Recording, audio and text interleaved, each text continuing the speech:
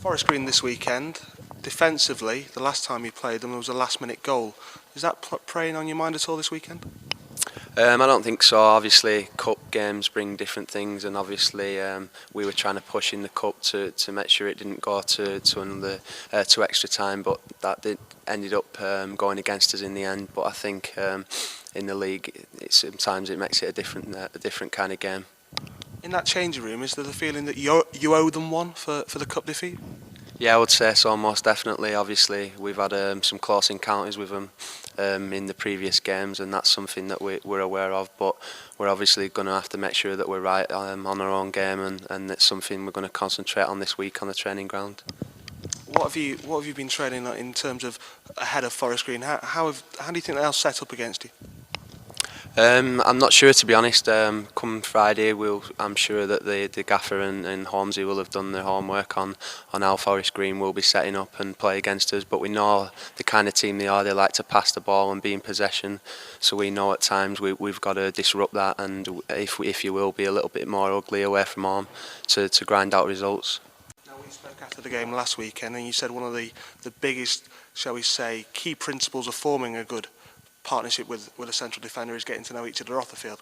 Got to know Luke Foster much off the field this week?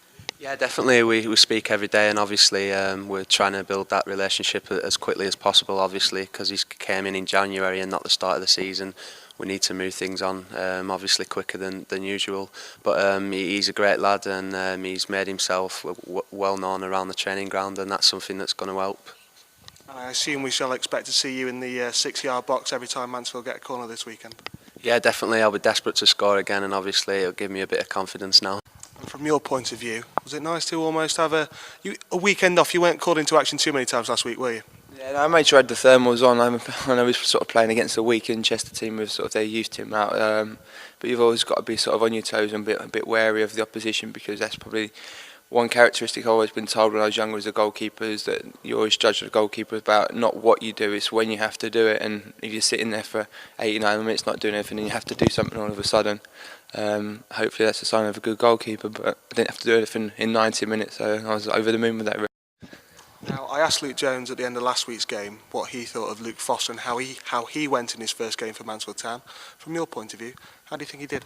I thought he'd done very well. I thought the way that he played sort of inspired a few other people around him as well in the back line. Obviously Luke's gone out and performed the way he did, and I think sometimes with having a younger centre-half like Scott next to him, sometimes feels pressured that he's got to talk him through his game and not concentrate on your own. But with Luke Foster coming in, I thought he'd done very well, and Luke's someone I know, I played with him at Lincoln for a bit when he came to there, so I know what characteristics he's got and will bring to the back line. Craig Armstrong came into that back four as well. How do you think Craig went? What do you think Craig brings to the party, shall we say, instead of Paul Higginbottom? They're both sort of seasoned campaigners, really. They're both very experienced, both played at good levels, to be fair. I mean, there's not a lot in them, to be fair. I mean, if you speak to both of them, I think they'd both say they've both got very similar characteristics, and I think the gaffer just wants to freshen things up and just to prove a point that no one's sort of guaranteed a place, and whether you've played 400 games or 4 games in your career, it's a thing that he's set out that everyone's got to earn their place in the team, and I think the way that's what he did with Hecky and Craig Armstrong. Forgive me if I say you're one of the elder players in the Mansfield Town team. Gary Mills has gone out, is being put up for loan this week by David Holsworth. From where you are, standing between those two posts, who are the natural leaders in the Mansfield Town team? We've got a few strong characters, to be fair. I mean, but you can look at people in the change room and think they're a strong character, but as soon as you step on a pitch, naturally you'd think that would be an automatic selection, but it doesn't always happen like that. You've got people like Soms, who's a natural leader and he's a winner, and he sets from the way he tackles and goes about his business on a pitch. You can see a natural leader that he is, but you go the other end of the scale and you could say people like Craig Armstrong, Paul Heckingbottom, who are seasoned campaigners that have got the experience that they can help the younger ones through it. So you've got a good few candidates, to be fair, but I mean, someone that gets at it and puts a foot through them, sets the tone sort of with a first tackle, first shot, first pass, anything like that, are ideal people. So, I mean, you've got Gary Silks, probably one like that, but he's quite a quiet character in and about the place. I don't know, you could flip a coin really, to be fair, and pick one of about 4 or 5 people, I'd say, but someone who's got natural aggression sort of leads from example, really. Would that phrase sum up Ryan Williams' performance as skipper last week? He was absolutely everywhere against Chester, a player who really does, as you just said, lead by example. Yeah, he can be a bit of an enigma at times when he gets the thing. He can make things happen, and he's always a good outlet as well for midfielders. And I know, speaking to a few of them, I travel in with John Challoner, and he says what a big difference it makes having someone out there who's desperate to have the ball into him all the time. So you know that under pressure, Ryan Williams, there you go, there's your out ball, and let him do his business really, and put some good quality into the box for people like Rob Duffy and Carl Perry. Now let's turn to this week, but before we do, Forest Green are a team that knocked Mansfield Town out of the FA Cup in the last minute at Field Mill. What was going through your mind when you saw that ball cross the whitewash? It's sort of all your hopes and dreams. I know it was only sort of a first round thing, but you look at the potential in Bath City in the next round as well, and you think to yourself, right, that's it, we can get through to the third round and hopefully get someone big. It's something I've never had in my career, and something... Notts County. Well, it would have been, to be fair, and in the end of the day, it sort of softens the blow, so to speak. Thinking I was only been Notts County anyway, to be honest with you. No disrespect to Notts County.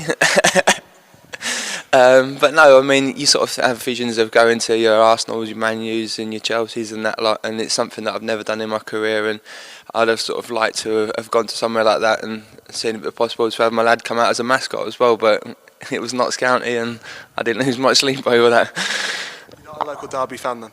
I'm not, to be fair. I mean, although I live in the area, none of them teams are sort of my cup of tea, to be honest with you. And I've had bad experiences against Notts before in the past playing for Lincoln, so it's probably a good one to miss.